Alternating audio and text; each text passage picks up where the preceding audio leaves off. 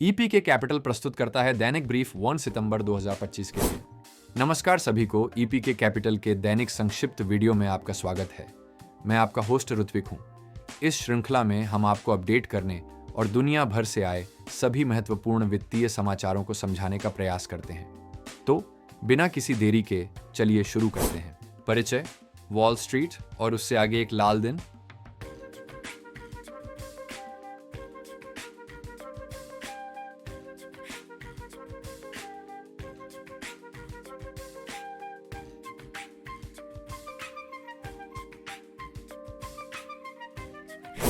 अगर आप आज सुबह अपने पोर्टफोलियो को देख रहे हैं तो आप शायद लाल रंग का समुद्र देख रहे होंगे। कल ही नए रिकॉर्ड उच्चतम स्तर पर पहुंचने के बाद वॉल स्ट्रीट ने शुक्रवार को निर्णायक कदम वापस लिया, जिससे अस्थिर सप्ताह और एक घटनापूर्ण माह का अंत हुआ। यह सिर्फ यादृच्छिक लाभ लेने का कार्य नहीं था, यह बाजार की प्रतिक्रिया थी जो शक्तिशाली उत्प्रेरकों के मिश्रण पर प्रतिक्रिया कर रहा था। हमारे पास एक महत्वपूर्ण मुद्रास्फीति रिपोर्ट है जो फेडरल रिजर्व के अगले कदम को जटिल बना रही है। टेक सेक्टर में तेज और दर्दनाक बिकवाली हो रही है जो एआई रैली पर सवाल खड़े कर रही है, और भू राजनीतिक तापमान बढ़ रहा है नए टैरिफ और ताइवान को लेकर फिर से तनाव के साथ। ये एक ऐसा दिन था जब मौद्रिक अर्थव्यवस्था की वास्तविकता ने जवाब दिया। आज की गहरी विश्लेषण में हम सब कुछ तोड़ेंगे। हम शुरुआत करेंगे दुनिया भर के बंद होने के आंकड़ों से ताकि जमीन का जायजा लिया जा सके। फिर हम मुख्य घटना का विश्लेषण करेंगे, जुलाई पीसीई मुद्रास्फीति रिपोर्ट और इसका सितंबर में दर कटौती के लिए क्या मतलब है। हम टेक सेक्टर की बिक्री का पोस्टमार्टम करेंगे, उन बड़े नामों को देखेंगे जिन्होंने नैस्डैक को नीचे खींचा। फिर हम वैश्विक मंच पर स्थानांतरित होंगे, जिसमें भारत पर नए अमेरिकी टैरिफ और ताइवान की यात्रा पर उच्च दाम वाली अमेरिकी प्रतिनिधिमंडल की यात्रा शामिल है। हमारे पास भारत में रिलायंस एजीएम से ब्लॉकबस्टर घोषणाओं पर एक विशेष रिपोर्ट भी होगी। और अंत में हम क्रिप्टो बाजारों के साथ समाप्त करेंगे, जहां सावधानी आज का शब्द है। ग्लोबल स्कोरकार्ड, दुनिया भर से अंतिम आंकड़े।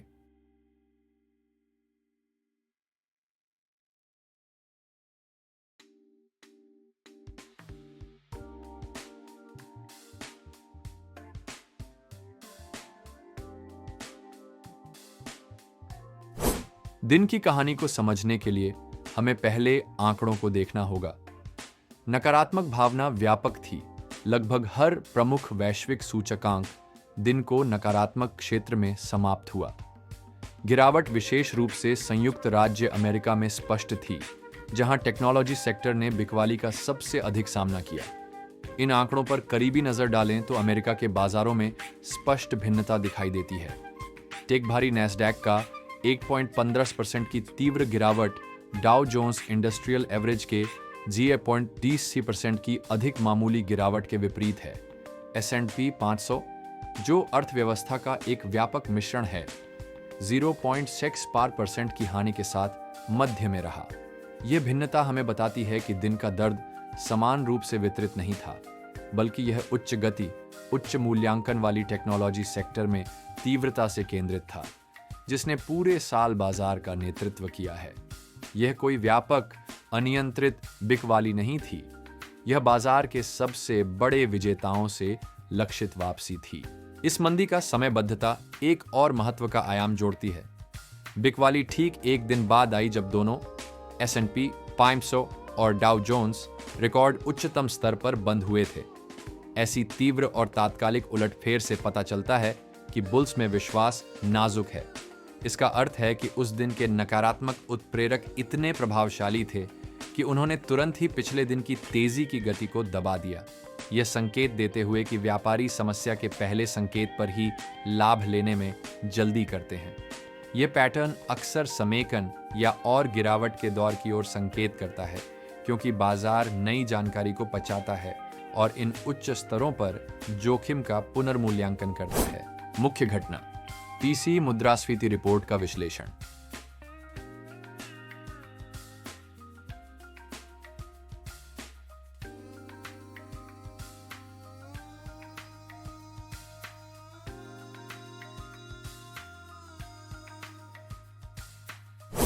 शुक्रवार के बाजार में उतार चढ़ाव का मुख्य कारण ब्यूरो ऑफ इकोनॉमिक एनालिसिस से जुलाई व्यक्तिगत उपभोग व्यय पीसीई मूल्य सूचकांक का जारी होना था।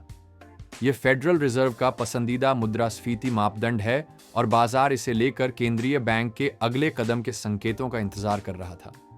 प्रमुख आंकड़े ठीक वैसे ही आए जैसे अर्थशास्त्रियों ने अनुमान लगाया था। हेडलाइन पीसीई पिछले 12 महीनों में 2.6% बढ़ा, जो जून के समान है। कोर पीसीई, जिसमें अस्थिर खाद्य और ऊर्जा कीमतों को हटा दिया जाता है, वर्ष दर वर्ष 2.9% बढ़ा, जो जून में देखी गई 2.8% से थोड़ी तेजी है। मासिक आधार पर हेडलाइन पीसीई में 0.2% की वृद्धि हुई, जबकि कोर पीसीई में 0.3% की बढ़ोतरी हुई। सतह पर एक इनलाइन रिपोर्ट गैर घटना जैसी लग सकती है। हालांकि बाजार की नकारात्मक प्रतिक्रिया एक गहरे चिंता को दर्शाती है। महत्वपूर्ण मुद्दा मुख्य मुद्रास्फीति मेट्रिक की दिशा है। 2.9% पर कोर पीसीई अब फेड के 2% लक्ष्य से और दूर जा रहा है, न कि उसके करीब। यह पढ़ाई अपने 16 महीने के उच्च स्तर से मेल खाती है, जो इस धारणा को चुनौती देती है कि मुद्रास्फीति एक स्मूथ और स्थिर गिरावट पर है। यह मुद्रास्फीति की हार का संकेत नहीं है, यह इसकी स्थिरता का संकेत है, जो मौद्रिक नीति के आगे के रास्ते को जटिल बना रहा है। इस डेटा से स्पष्ट होता है कि फेडरल रिजर्व अभी किस कठिन स्थिति का सामना कर रहा है। ठीक पिछले सप्ताह जैक्सन हिल संगोष्ठी में फेड चेयर जेरोम पोवेल ने एक विशेष रूप से उदारवादी रुख अपनाया, स्वीकार किया कि रोजगार के लिए नकारात्मक जोखिम बढ़ रहे हैं और नरम हो रहे श्रम बाजार का समर्थन करने के लिए ब्याज दरों में कटौती करने की इच्छा व्यक्त की। फिर भी आज का स्थिर मुद्रास्फीति डेटा इसे एक बहुत अधिक जोखिम भरा प्रस्ताव बनाता है। दरों में कटौती मुद्रास्फीति की आग में ईंधन डाल सकती है, जबकि दरों को स्थिर रखना नौकरी बाजार में कमजोरी को और बढ़ा सकता है। जैसा कि पॉवेल ने खुद बताया, फेड एक चुनौतीपूर्ण स्थिति में है, जहां उसे 2 दिशाओं में खींचा जा रहा है। इन जटिलताओं के बावजूद बाजार अभी भी सितंबर में दर कटौती की भारी उम्मीद कर रहा है। सीएमई फेड वॉच टूल के अनुसार व्यापारी अगले एफओएमसी बैठक में 25 आधार अंकों की कटौती की 77% संभावना को मूल्यांकित कर रहे हैं। तर्क है कि फेड ने संकेत दिया है कि उसकी प्राथमिकता श्रम बाजार है और वह उन अस्थायी मुद्रास्फीति दबावों को नजरअंदाज करेगा जिनमें से कुछ नई लगाए गए टैरिफ से जुड़े हैं। हालांकि सितंबर के बाद का रास्ता अब बहुत कम निश्चित है। अर्थशास्त्रियों का सुझाव है कि जबकि फेड एक कटौती कर सकता है, यदि मुद्रास्फीति जिद्दी रूप से उच्च रहती है तो उनके लिए जितनी जल्दी या आक्रामकता से वे चाहेंगे, उतनी तेजी से अगली कटौती करना मुश्किल होगा। इससे अगली प्रमुख डेटा रिलीज पर बहुत अधिक दबाव पड़ता है। अगस्त की नौकरियों की रिपोर्ट। वह रिपोर्ट अब संभवतः बाजार की दबिश अपेक्षाओं की पुष्टि करने या फेड के भविष्य के रास्ते की दर्दनाक पुनर्मूल्यांकन करने में निर्णायक कारक होगी। एक्रोनिम पीसीई रिपोर्ट ने मैक्रो इकोनॉमिक मंच तैयार किया, लेकिन उस दिन का असली ड्रामा टेक्नोलॉजी सेक्टर में हुआ। नैस्डैक का 1.2% गिरावट सेमीकंडक्टर उद्योग में महत्वपूर्ण गिरावट के कारण हुई, जिसमें closely watched PHLX semiconductor index SOX लगभग 3% गिर गया।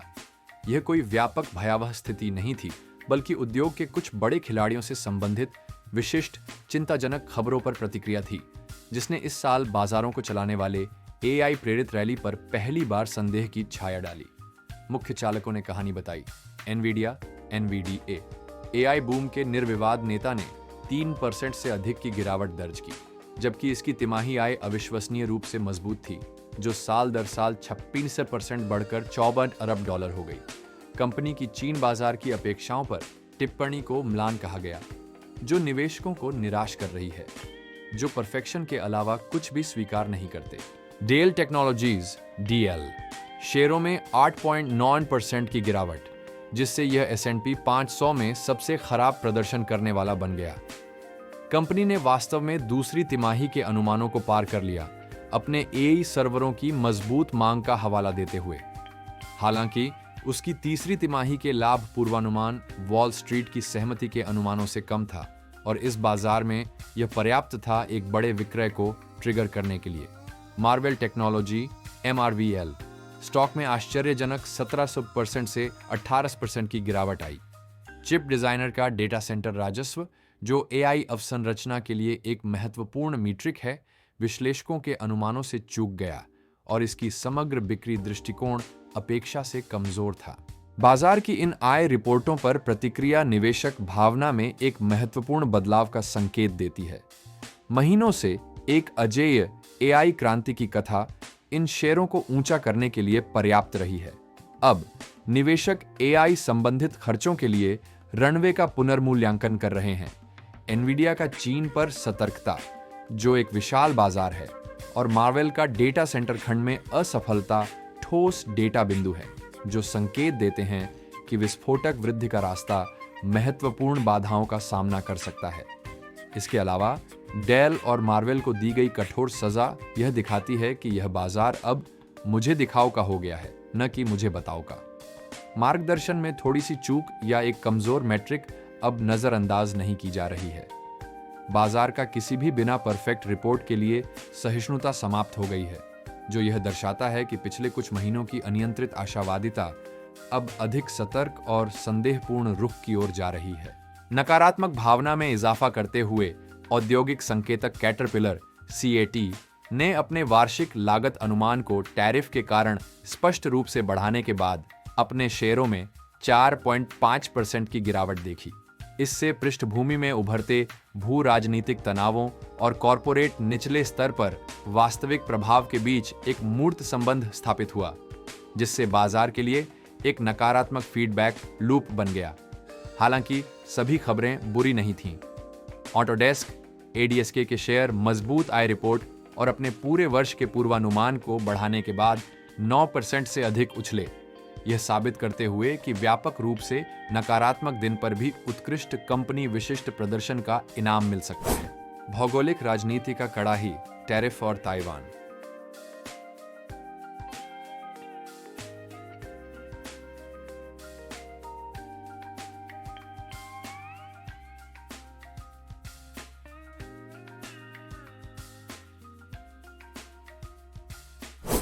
हमारे दृष्टिकोण को वैश्विक स्तर पर विस्तारित करते हुए शुक्रवार को दो प्रमुख भू राजनीतिक घटनाओं ने निवेश परिदृश्य में महत्वपूर्ण जोखिम और अनिश्चितता के स्तर जोड़ दिए।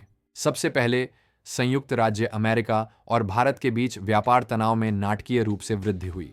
27 अगस्त 2025 से प्रभावी अमेरिकी प्रशासन ने सभी भारतीय आयातों पर अतिरिक्त 25% टैरिफ लगा दिया। यह मौजूदा शुल्कों के ऊपर है, जिससे कई वस्तुओं के लिए कुल टैरिफ दर आश्चर्यजनक 50% हो गई है। इस कदम का आधिकारिक औचित्य व्यापार नीति के उपयोग में एक महत्वपूर्ण बदलाव को दर्शाता है। व्हाइट हाउस ने स्पष्ट रूप से कहा कि यह कार्रवाई भारत की रूसी तेल की निरंतर खरीद के जवाब में है, जो सीधे आर्थिक दंड को विदेशी नीति और राष्ट्रीय सुरक्षा मुद्दे से जोड़ता है। यह अब केवल घरेलू उद्योगों की रक्षा के लिए एक सरल व्यापार विवाद नहीं है। यह टैरिफ का उपयोग विदेशी नीति उद्देश्यों को लागू करने के लिए भू राजनीतिक हथियार के रूप में कर रहा है, जो विश्व व्यापार के लिए अधिक अस्थिर और अनिश्चित पूर्व संध्या स्थापित कर रहा है। भारत पर प्रभाव गंभीर होने की उम्मीद है, विशेष रूप से उसके श्रम गहन और निर्यात उन्मुख क्षेत्रों के लिए। वस्त्र, रत्न और आभूषण, समुद्री भोजन और ऑटो पुर्जे जैसी उद्योगें बड़े झटके का सामना कर रही हैं, जिसमें लघु और मध्यम उद्यम MSMEs अधिक प्रभावित होने की संभावना है। उदाहरण के लिए, भारतीय निर्मित रेडीमेड वस्त्रों पर अब कुल कर 61% है, जिससे वे बांग्लादेश और वियतनाम जैसे देशों के प्रतिस्पर्धियों के मुकाबले अत्यधिक असक्षम हो गए हैं, जिन पर लगभग 31% कर लगता है।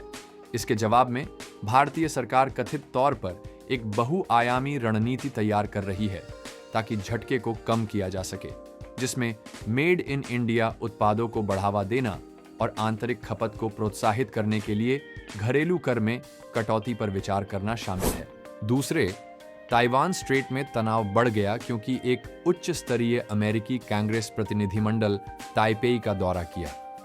इस प्रतिनिधिमंडल का नेतृत्व सीनेटर रॉजर विकर कर रहे थे, जो सीनेट आर्म्ड सर्विसेज कमेटी के प्रभावशाली अध्यक्ष हैं।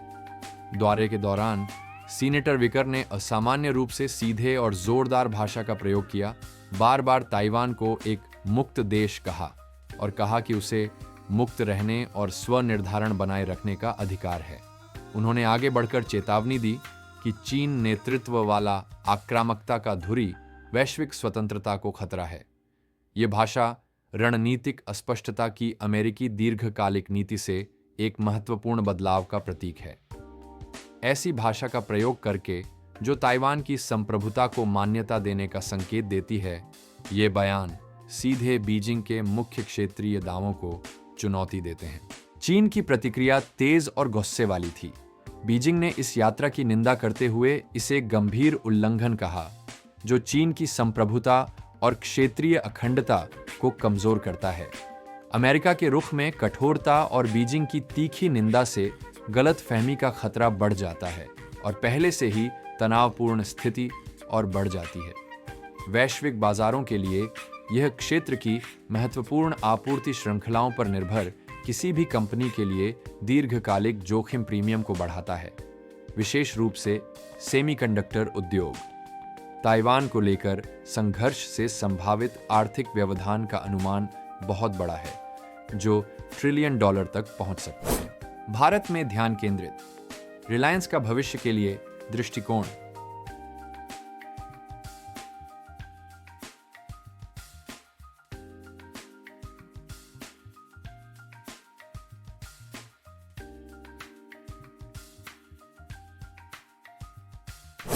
वैश्विक बाजार अस्थिरता के बीच आज का सबसे महत्वपूर्ण कॉरपोरेट आयोजन भारत में हुआ।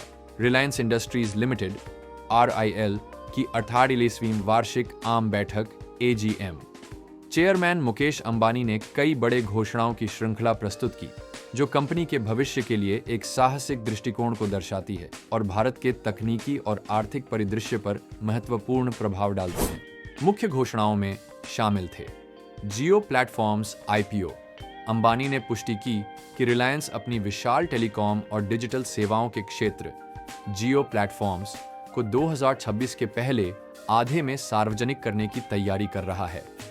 यह भारत के इतिहास में सबसे बड़ा IPO होने की उम्मीद है और इसका उद्देश्य वैश्विक स्तर पर मूल्य को खोलना है। रिलायंस इंटेलिजेंस, एक नई पूर्ण स्वामित्व वाली सहायक कंपनी का उद्घाटन किया गया, जिसका कार्य है भारत के अगली पीढ़ी के AI अवसंरचना का निर्माण करना, भारतीय बाजार के लिए AI सेवाएं विकसित करना, वैश्विक साझेदारी को बढ़ावा देना और AI प्रतिभा का पोषण करना। वैश्विक AI साझेदारी। अपनी AI महत्वाकांक्षाओं को तेज करने के लिए रिलायंस ने अमेरिकी तकनीक दिग्गजों के साथ 2 ऐतिहासिक साझेदारी की घोषणा की।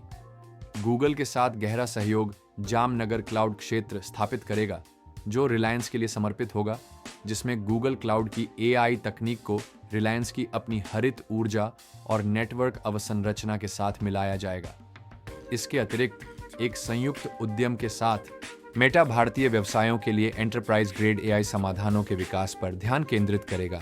मेटा के ओपन सोर्स llama मॉडल का उपयोग करते हुए नई ऊर्जा और रसायन उद्योग में निवेश।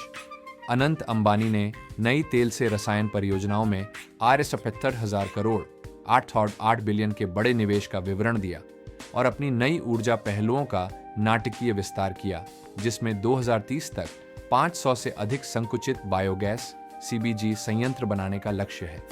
नई उत्पाद लॉन्च। कंपनी ने नई उपभोक्ता उन्मुख उत्पादों का भी अनावरण किया, जिनमें जियो PC, एक क्लाउड आधारित व्यक्तिगत कंप्यूटर, जियो फ्रेम्स, AI सक्षम स्मार्ट वियरेबल्स और रिया, जियो हॉटस्टार स्ट्रीमिंग प्लेटफॉर्म के लिए वॉयस सक्षम खोज सहायक शामिल हैं। ये घोषणाएं केवल एक कॉरपोरेट रणनीति नहीं हैं, ये भारत के लिए एक संप्रभु तकनीकी क्षमता बनाने के लिए निजी क्षेत्र नेतृत्व वाले प्रयास का संकेत हैं। रिलायंस इंटेलिजेंस का निर्माण करके और दुनिया की अग्रणी AI कंपनियों के साथ साझेदारी करके रिलायंस अपने आप को भारत में हर क्षेत्र में AI को अपनाने के लिए प्रेरित कर रहा है। यह राष्ट्रीय विकास का एक अनूठा मॉडल है, जहां एक एकल कॉरपोरेट विशाल देश के डिजिटल भविष्य के लिए आधारभूत अवसंरचना का निर्माण कर रहा है। 2026 तक जियो प्लेटफॉर्म्स का नियोजित आईपीओ निवेशकों के लिए एक स्पष्ट उत्प्रेरक प्रदान करता है। यह कदम रिलायंस के डिजिटल इकोसिस्टम के मूल्य को वैश्विक प्रतिस्पर्धियों के खिलाफ सार्वजनिक रूप से मानक बनाने के लिए डिजाइन किया गया है, जो संभवतः भारतीय बाजार में अंतर्राष्ट्रीय निवेश की एक विशाल लहर को आकर्षित करेगा और पूरे क्षेत्र का पुनर्मूल्यांकन करने पर मजबूर करेगा। एजीएम के दिन स्टॉक की नकारात्मक प्रतिक्रिया संभवतः एक अल्पकालिक खबर बेचें घटना है, जिसे इन महत्वाकांक्षी योजनाओं में आवश्यक विशाल पूंजी व्यय को लेकर निवेशकों की चिंताओं के साथ जोड़ा जा सकता है। क्रिप्टो बाजार अपडेट, सावधानी और पूंजी का पुनः आवंटन।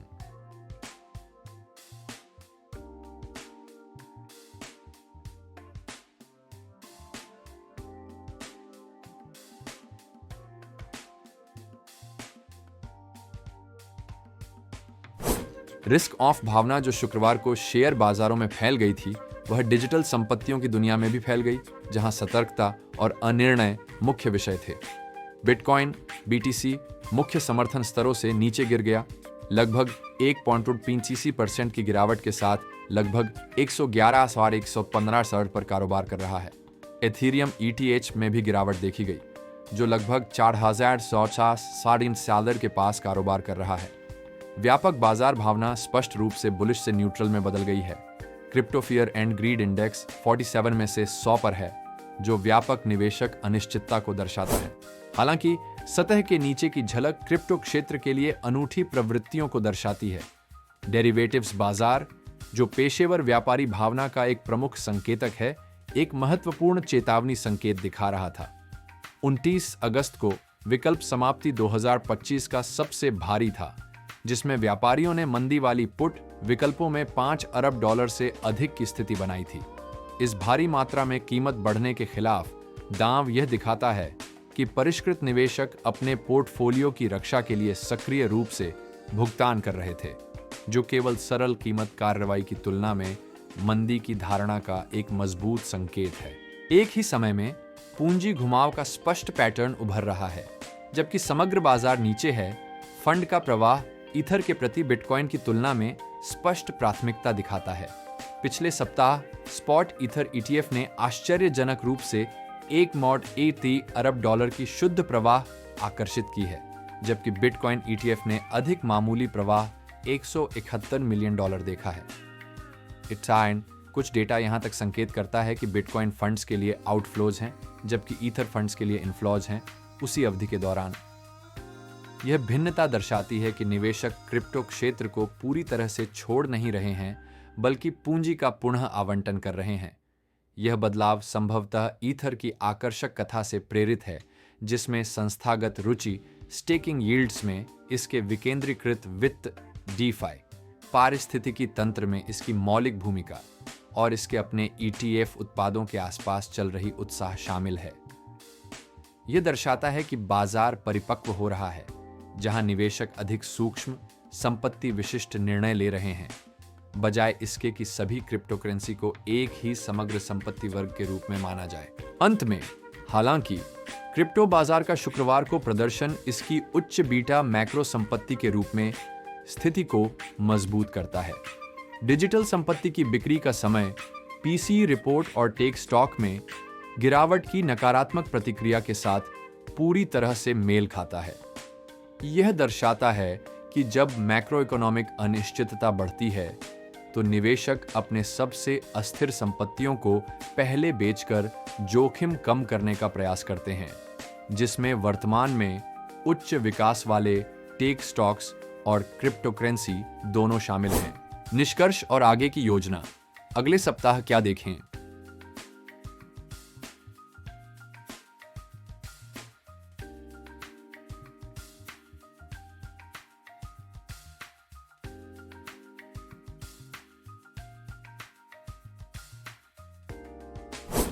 तो एक टर्बुलेंट शुक्रवार को समाप्त करने के लिए मुख्य बात अनिश्चितता है। हमारे पास स्थिर मुद्रास्फीति से अनिश्चितता है, जो फेड के काम को जटिल बना रही है। टेक सेक्टर में भी अनिश्चितता है, क्योंकि एआई के प्रियजन अंततः कुछ दरारें दिखा रहे हैं। और हमारे पास बढ़ती भू राजनीतिक अनिश्चितता भी है, क्योंकि व्यापार युद्ध गर्म हो रहे हैं और ताइवान स्ट्रेट में तनाव सिमरिंग हो रहा है। बाजार हमें बता रहा है कि आसान लाभ खत्म हो गए हैं और अब यह कुछ बहुत ही वास्तविक बाधाओं का सामना कर रहा है। अगले सप्ताह के लिए इसका क्या मतलब है? अब सभी की नजरें अगस्त की रोजगार रिपोर्ट पर होंगी। यह कैलेंडर पर सबसे महत्वपूर्ण डेटा का टुकड़ा बन गया है। एक कमजोर रिपोर्ट संभवतः सितंबर में ब्याज दर में कटौती को मजबूत करेगी और खरीदारों को बाजार में वापस ला सकती है। हालांकि एक मजबूत रिपोर्ट फेड को बहुत ही कठिन स्थिति में डाल देगी और एक और बिक्री की लहर को ट्रिगर कर सकती है। बाजार एक चाकू की नोक पर है और श्रम बाजार का डेटा वह उत्प्रेरक होगा जो तय करेगा कि यह किस दिशा में गिरता है। यह शुक्रवार 29 अगस्त का आपका वैश्विक बाजार सारांश है। वहां एक जटिल तस्वीर है और हम यहां आपकी मदद करने के लिए हैं। यदि आपको यह विश्लेषण मूल्यवान लगा हो तो लाइक बटन दबाएं, चैनल को सब्सक्राइब करें और बेल आइकन बजाएं ताकि आप हमारी अगली अपडेट न चूकें। आपका सप्ताहांत शुभ हो और हम अगले सप्ताह मिलेंगे। और यह था इस वीडियो के लिए हमारा सब कुछ। बस एक त्वरित स्मरण है कि यह वीडियो केवल शैक्षिक उद्देश्य के लिए है और इसे वित्तीय सलाह के रूप में न लें। अपनी व्यक्तिगत वित्तीय सलाह के लिए कृपया विवरण में दिए गए संपर्क विवरण पर हमसे संपर्क करें या अपने वित्तीय सलाहकार से जुड़ें। देखने के लिए धन्यवाद। यदि आपको यह वीडियो मूल्यवान लगा हो तो कृपया लाइक बटन दबाएं, हमारे चैनल को सब्सक्राइब करें और हमें कमेंट में बताएं कि आप अगली बार किस कंपनी का विश्लेषण चाहते हैं।